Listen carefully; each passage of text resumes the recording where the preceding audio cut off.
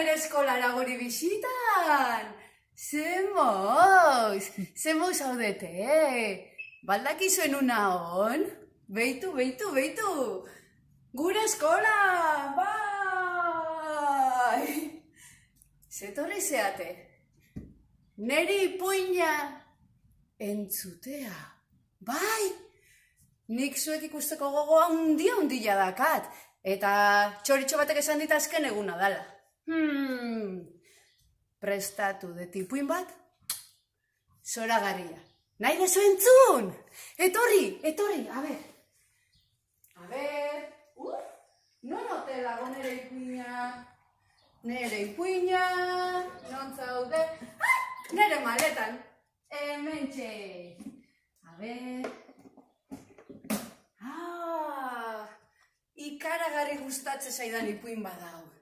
Gazteleraz da, baina nik euskeraz kontatzen dizu, Asko, maite, zaitut. Nahi dezu entzun? Etorri.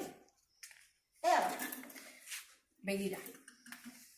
Bazen behin, Garbantzito izeneko umetxo bat. Garbantzito, pospozik bizi izan, bere amatxo eta aitatxokin, bai. Eta badakizu ezer, Garbantzito hori gauzatxo bat gertatzen zitzaion. Garbantzito aitatxo lanean ari zan, kanpuan. Zuenak ere bai, karo. Eta amatxo ere lan egiten ari zan. Egun osoan zehar. Eta, klaro, gaua iritsi zanean, Garbantzito amatxokin eoteko gogo zegoen. Amatxok, azkar, afaria prestatu zuen. Azkar, jaten eman zion. Eta oraindik eta azkarrago, ohean sartu zuen Garbantzito. Eta Garbantzitok esan zion. Amatxo, kontatuko ipuin bat mesedez. Eta amatxok, ezin dut, Garbantzito, erantzun zion. Eski lan asko daukat, baina ez larritu. Bi kontatuko dizkizut. Bale? Eta Garbantzitok, bueno, malo. Amatxo, zer, Garbantzito? Esango mesedez, asko maiten hauzula behintzat.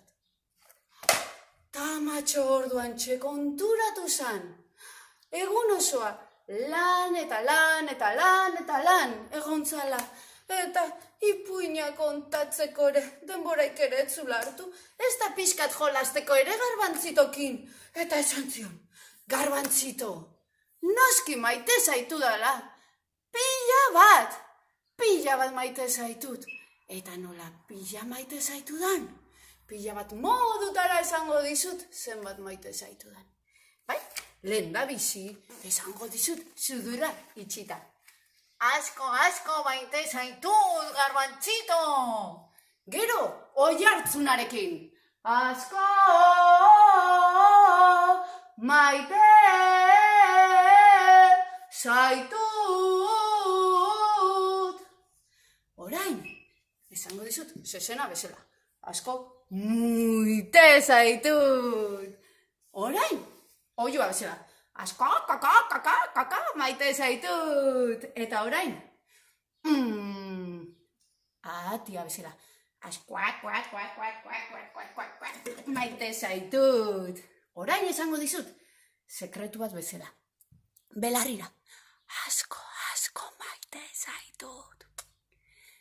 Eta orain, fuerte denak entzuteko.